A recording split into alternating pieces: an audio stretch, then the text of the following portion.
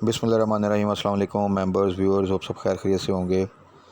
आज की वीडियो में जी डिस्कस करते हैं जो हालात हैं वो हम सब के सामने हैं, जो सिचुएशन हमने फ़ेस की और जिस तरह इंटरनेट बंद था, ब्लैकआउट था और आपने जिस तरह का प्रोटेस्ट देखा और जिस तरह के हालात देखे, और मतलब आप इसमें किसी को भी बरी-ज़ुमा नहीं कर सकते और किसी को भी सिंगल हैंडेडली कसूरवार नहीं कह सकते।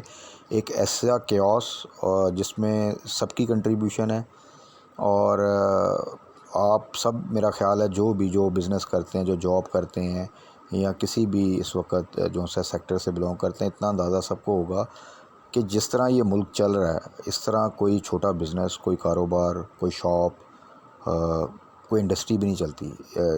जितना बेदर्दी से चीज़ों को और चलाया जाता है सेल्फिशनेस के साथ और ईगो के साथ, और कोई सिस्टम नहीं है, कोई एहसास नहीं है कि ये मुल्क जो है 22-23 करोड़ लोगों का मुल्क है। उनका एक सिस्टम चाहिए, उन्हें एक एनवायरनमेंट चाहिए जिसमें एटलीस्ट वो तरीके से अपनी एबिलिटीज़ को यूज़ कर सकें, इन्वेस्ट कर सकें, बिज़नेस में अगर आएँ तो जॉब कर सकें प्रॉपरली। तो एक केओस की सिचुएशन और वो चल रही थी, और उसके नतीजे में अभी जो सूरत हाल हुई वो देखें। उसके ऊपर फिर ये था कि क्या अब जो अगला हफ़्ता है, ये जो लास्ट वीक अरेस्ट हुआ, जो फिर वो सारा प्रोटेस्ट हुआ, उसके बाद रिलीज़ किया गया इमरान ख़ान को, तो आपने ये देखा कि मार्केट ने भी उस तरह बाउंस जो सा ना किया कि चीज़ें जो सी इतनी ख़राब होने के बाद अब ठीक हो रही हैं, तो इमीडिएटली मार्केट ने भी किया। और डॉलर का भी आप सबको पता होगा कि जिस तरह डॉलर एक दिन में 10 रुपये नीचे ऊपर चला गया था, उसी तरह फिर वापस भी वो उसी तरह जो है वो आया। तो हम डिस्कस तो यही कर रहे थे कि चीज़ें जिस लेवल पे जब जा रही हैं पिछले साल, सवा साल, 1.5 साल से, बल्कि तो मार्केट को कुछ थोड़ा सा भी ब्रीदर मिलता है तो वो तो अपने तौर पे थोड़ा सा रिकवर भी कर देती है, थोड़ा सा मौका भी दे देती है।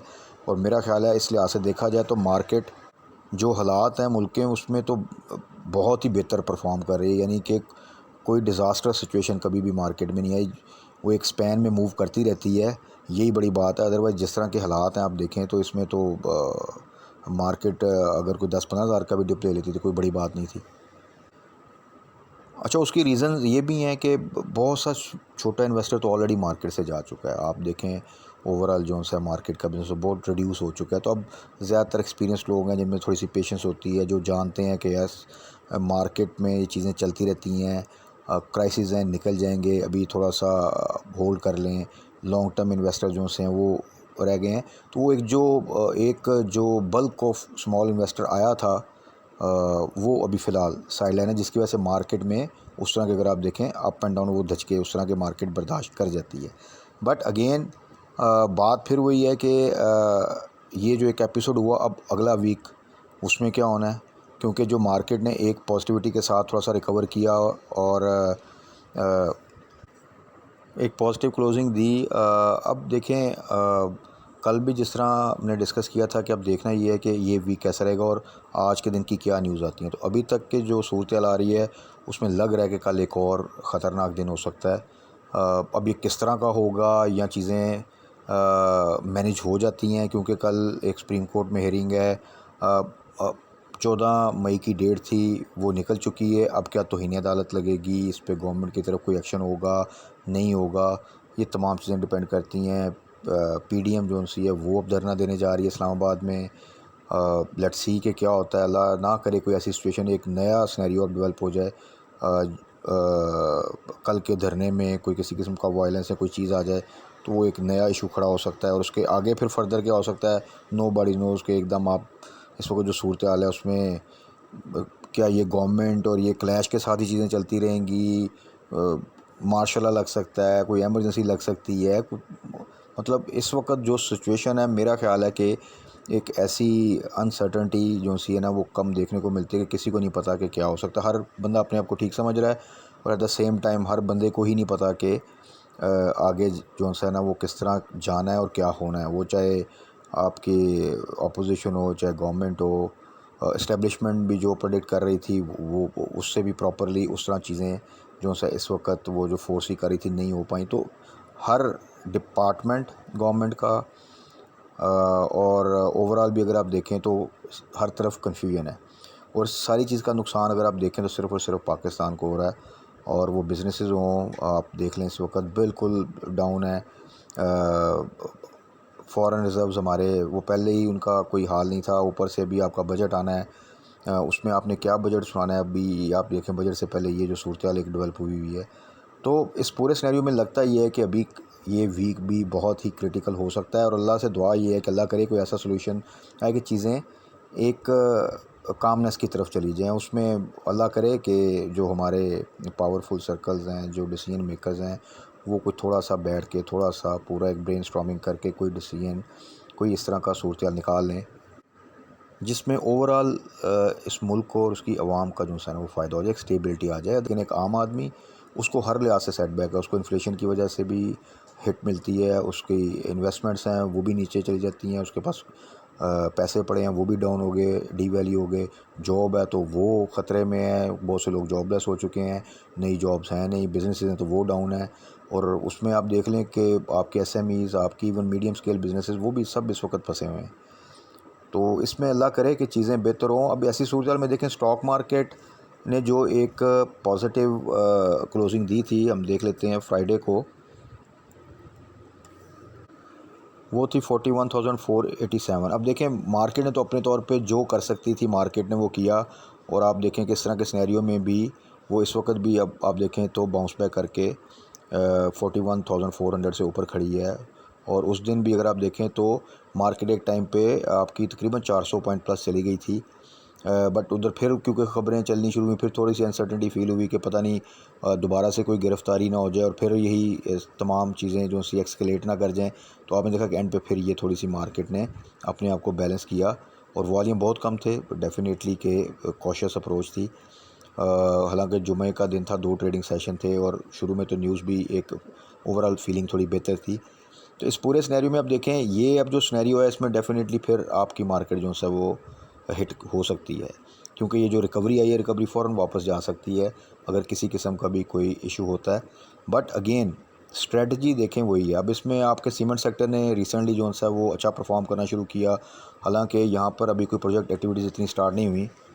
लेकिन इंटरनेशनल लेवल पे आप ये देखें कि कोल प्राइसेस इतनी डाउन चली गई हैं, यानी कि वो तकरीबन 400 साढ़े 400 पे खड़ी थी, और इस वक्त वो आई थिंक 125 के पास, 150 से 125 के दरमियान आ चुकी हैं। तो आप इमेजिन करें कि अगर मुल्की हालात ठीक होते आपके, तो इस वक्त सीमेंट सेक्टर में एक अच्छी रैली दे सकते थे, बावजूद इसके कि यहाँ पे उतनी एक्टिविटी नहीं है। लेकिन जो मेजर कॉस्ट ऑफ प्रोडक्शन है जो कि इफ़ेक्ट करती है, वो कोल के से एक अच्छा खासा आपको गेन मिल सकता था। बट अनफॉर्चुनेटली क्योंकि इस वक्त हालात ही ऐसे नहीं हैं, तो आप देखें कि वो उस तरह की चीज़ें जो सी हैं वो फिर देखने को नहीं मिलती पॉजिटिव साइड पे।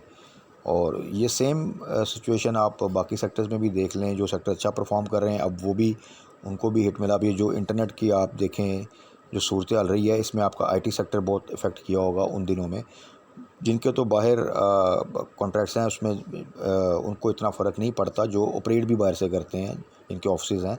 बट जो यहाँ से करते हैं डेफिनेटली थोड़ा बहुत उनके लिए एक एक मिनट जो सा है, एक एक घंटा जो सा वो बहुत कीमती होता है। और उसमें अगर इस तरह इंटरनेट आपका जो सा वो बंद रहे, और एक दिन के लिए नहीं, मल्टीपल डेज़ के लिए, अभी भी अगर आप देखें तो बहुत सी साइट जो सी हैं वो वीपीएन के थ्रू जो सा है वो नहीं चल रही, तो बहुत मुश्किल हो जाता है। तो अब कल के लिए देखें,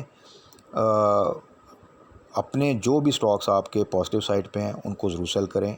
हाँ, उसमें एक ये देख लें, जो आपके डिविडेंड वाले स्टॉक्स हैं, पे आउट वाले स्टॉक्स हैं, आपने लॉन्ग टर्म इन्वेस्टमेंट के लिए लिए हुए हैं, और आप उसमें प्राइस वाइज भी पॉजिटिव साइड पे हैं, तो वहाँ पे आप जो है उनको होल्ड कर सकते हैं। और कैश सिक्योर रखें, क्योंकि अगर वो इस वक्त पॉजिटिव साइड पे हैं, डिविडेंड वाले भी हैं, और अगर मार्केट डिप लेती है थोड़ा सा नीचे भी आते हैं, तो मींस कि उस अपॉर्चुनिटी में आप उनको एवरेज कर सकते हैं, और वहाँ से फिर वो बाउंस बैक करके अपनी नॉर्मल प्राइस पे भी आएंगे, तो आपको बेहतर उसमें फ़ायदा हो जाएगा। लेकिन हाई साइड पे तो कोई स्टॉक है अगर, तो वहाँ पे तो आपने बिल्कुल बाई नहीं करना। कुछ स्टॉक्स को टारगेट कर लें इस वक्त, जो पेनी स्टॉक है उनको तो देखें भी ना इस वक्त, क्योंकि इस तरह की सिचुएशन में जब अच्छा स्टॉक जो है वो स्पेसिफ़िकली एक ये जो क्यास है उसकी वजह से नीचे आ रहा है, तो उनको टारगेट करें, क्योंकि जब बाउंस बैक होंगे तो सबसे पहले वही स्टॉक्स आपके जो है वो बाउंस बैक होंगे। तो ये आपके सेकंड टियर, थर्ड टियर फिर बहुत बाद में बारी आती है, जबकि थोड़ी सी प्रॉपर कुछ हफ्तों के लिए स्टेबिलिटी मिले, जो कि अभी फ़िलहाल तो नज़र नहीं आती। तो उसमें आप जो सा टेक्नोलॉजी सेक्टर भी है, उसमें ऑयल एंड गैस भी है, फूड भी है, आपके किसी भी सेक्टर से ले लें आप। ऑटो सेक्टर में भी अगर आप देखें तो मिल्लत है जो कि रेयरली जो सा है वो 500 ब्रेक करता है। तो अगर आप मिल्लत आपको जो सा है वो इवन 520 से नीचे कोई भी प्राइस है, हमने इसको डिस्कस किया था, बेहतरीन प्राइस है, लेकिन अगर वो 500 भी ब्रेक करता है तो वो अपॉर्चुनिटी है कि आप उसको वहाँ पे पकड़ सकते हैं, टारगेट कर सकते हैं। जल्दी करने की ज़रूरत नहीं है, आप उसको फ़ौरन वॉच करना शुरू कर दें और बाकी आप ये देखें कि हालात किस तरफ जा रहे हैं। क्या लगता है आपको कि चीज़ें अगले ट्रेडिंग सेशन में बेहतर हो सकती हैं, कल बेहतर हो सकती है, तो देन बाय करना है। ऐसा नहीं कि अभी लग रहा हो कि आगे मज़ीद चीज़ें ख़राब होनी है तो आप उस प्राइस पे बाय कर लें, लेकिन टारगेट करना स्टार्ट कर दें। क्यों? क्योंकि अगर चीज़ें बेहतर होती नज़र आ रही हुई और आपको वो रेट मिल गया और आप वहाँ पे एंटर हो गए तो वो बड़ा क्विक गेन आपको जो सा वो मिल सकता है। इसी तरह सिस्टम्स है, सिस्टम्स जो सा है वो अगर आपको किसी सिचुएशन की वजह से दोबारा 400 की तरफ आता नज़र आता है तो उसको भी टारगेट कर लें। हालांकि जिस प्राइस पे अभी है वो भी अच्छी है, लेकिन इस तरह के स्टॉक को अगर आप टारगेट करेंगे तो एक फ़ायदा होगा। इस तरह हबको है, हबको आप देखें कि अब पे आउट भी कंटिन्यूसली देता है, 68 टू 75 के दरमियान मूव करता है। वो अगर आपको 68 से नीचे आता नज़र आता है उसको टारगेट कर लें तो वो आपको जो सा है वहाँ से काफ़ी मिनिमम रिस्क के साथ जो सा आप उसकी होल्डिंग कर सकते हैं। इस तरह कुछ स्टॉक्स हैं जिनके बड़े ज़बरदस्त रिजल्ट्स आए थे, हमने मेंशन भी किया था। जिस तरह फूड सेक्टर में नेशनल फूड्स है, उसकी आपको पता है कि इंडियन जो से सब्सटेंशियल शेयर होल्डर उसने मिलियंस में सेलिंग की है, जिसकी वजह से उसमें थोड़ा सा प्रेशर है, बट ये यहाँ से बड़ा इजीली आपको 120 की प्राइस दे देगा। और ये आगे इसने क्योंकि पे आउट भी देना है, रिज़ल्ट आउटस्टैंडिंग है, तो 90 से नीचे अगर कहीं पे आपको मिलता है तो बेस्ट प्राइस है, वहाँ पे आप बाय कर सकते हैं। साइड आइटम है, जब मूवमेंट बनेगी तो बड़ी इजीली आपको 15-20 रुपये तो in a very short period of time दे जाएगा। इस तरह साज़गार का रिज़ल्ट बहुत अच्छा आया था, उसका भी जो आगे रिज़ल्ट आना है, जो आगे भी सेल्स आई हैं वो भी अच्छी हैं और वो भी अच्छा रिज़ल्ट भी अनाउंस करेगा, पे आउट भी दे सकता है। तो और जो उसकी प्राइस है 50 के आसपास या उससे नीचे किसी वजह से आता है तो वहाँ पे आप उसको भी ग्रैब कर सकते हैं। तो वहाँ से वो आपको एक जब बाउंस बैक आएगा तो अच्छा आपको एक इमीडिएट रिकवरी जो सी उसमें मिल जाएगी। इस तरह और डिफरेंट स्टॉक्स हैं, बहुत से स्टॉक्स आपको पता होंगे जिसमें आप प्ले कर रहे हैं। अगर वो सस्टेन कर रहे थे और स्पेसिफिक क्योस की वजह से पिछले दिनों डाउन पे गए हैं और अपनी बिल्कुल लो प्राइस के पास हैं, तो वहाँ पे आप जो सा है वो एंट्री ले सकते हैं। इस तरह की सिचुएशन में जो प्राइस जो सी है वो मैटर करती है कि जहाँ पे आप एंट्री जितनी लो होगी वहाँ पर आप एंट्री लेंगे तो फिर इमीडिएटली उसमें जो सा है वो बाउंस बैक आता है। तो कल के लिए थोड़ा सा वेट एंड वॉच, सिर्फ कुछ स्टॉक्स को टारगेट कर लें जो कुछ डिस्कस किए हैं, जो हम डिस्कस भी करते रहते हैं। उसमें देखें अटक रिफाइनरी है, दो के वो हाई साइड पे भी, लेकिन वो अपनी हाई साइड की प्राइस बहुत अच्छी मेंटेन कर रहा है। बट अगर वो उसमें पोटेंशियल है क्योंकि काफ़ी हाई साइड पे है, तो अगर वो 5-6-7 रुपये का डिप लेता है तो वहाँ पे आप उसको टारगेट कर सकते हैं, क्योंकि फिर वहाँ से बाउंस बैक जो सा करना आसान हो जाता है। इसी तरह OGDC वगैरह नॉर्मली आप देखें 80 ब्रेक नहीं कर रहे थे, वो 80 ब्रेक करके नीचे आ चुके हैं। तो यहाँ पे फर्दर अगर कोई डिप आता है तो उसमें भी आप एंट्री ले सकते हैं। तो ये वो स्टॉक्स हैं जो कि जब मार्केट रिकवर करेगी तो इमीडिएटली थोड़ा सा बाउंस बैक करेंगे। तो इन स्टॉक्स को थोड़ा सा फोकस करें, जो स्टॉक्स आपके पॉजिटिव साइड पे हैं कोशिश करें कि सेलिंग कर दें। अगर डिविडेंड वाले भी हैं, लॉन्ग टर्म के लिए भी रखें हैं, तो अगर अच्छी क्वांटिटी में है तो 50% आप जो है ना उसमें प्रॉफिट टेकिंग करके कैश क्योर कर लें। आपको नीचे वही स्टॉक अगर 2-3 रुपये नीचे मिल जाता है तो अच्छी बात है, उसी को बाय कर लीजिएगा। या कोई और अपॉर्चुनिटी बहुत अच्छी मिल जाती है जो हम कोई स्टॉक डिस्कस भी करते हैं और आपको वो इस सिचुएशन की वजह से बहुत डाउन प्राइस पे मिलता है तो वहाँ पे आप उसको बाय कर लें। तो बाकी जो डिविडेंड वाले नहीं हैं और कैपिटल गेन के लिए लेते हैं और वो पॉजिटिव साइड पे, तो उनमें तो मेरा ख्याल है एक दफ़ा प्रॉफिट टेकिंग करना बनता है। एटलीस्ट 50% तो आप दोनों तरह के स्टॉक्स में प्रॉफिट टेकिंग कर लें, क्योंकि जो सूरत हाल उसमें फ्लक्चुएशन आ सकती है। लेकिन एट द सेम टाइम किसी पैनिक की ज़रूरत नहीं है, क्योंकि देखें दोनों सूरतें हैं 50-50, चीज़ें ख़राब भी हो सकती हैं और चीज़ें किसी बेहतरी की तरफ भी जा सकती हैं। तो दोनों सूरतों में मार्केट जो है वो एक अपना रिएक्शन देगी। क्योंकि चीज़ें बेहतरी की तरफ जाती हैं तो मार्केट बहुत अच्छा रिएक्शन देगी, क्योंकि मार्केट बड़े अरसे से इस चीज़ का वेट कर रही है। चीज़ें ख़राब होती हैं तो मार्केट डेफिनेटली एक रिएक्शन देगी, लेकिन ख़राब चीज़ें तो पिछले हम 1.5 साल से देख रहे हैं और उसमें मार्केट जो भी करती है हम सबको पता है। तो इन चीज़ों का थोड़ा सा ख्याल रखें। बाकी कल मार्केट क्लोजिंग के बाद फर्दर क्या न्यूज़ आती हैं, किस तरह की हैं, वो उसको हम डिस्कस कर लेंगे। तो अपना ख्याल रखिएगा, दुआओं में याद रखिएगा। स्टे ब्लेस्ड, अल्लाह हाफ़िज़।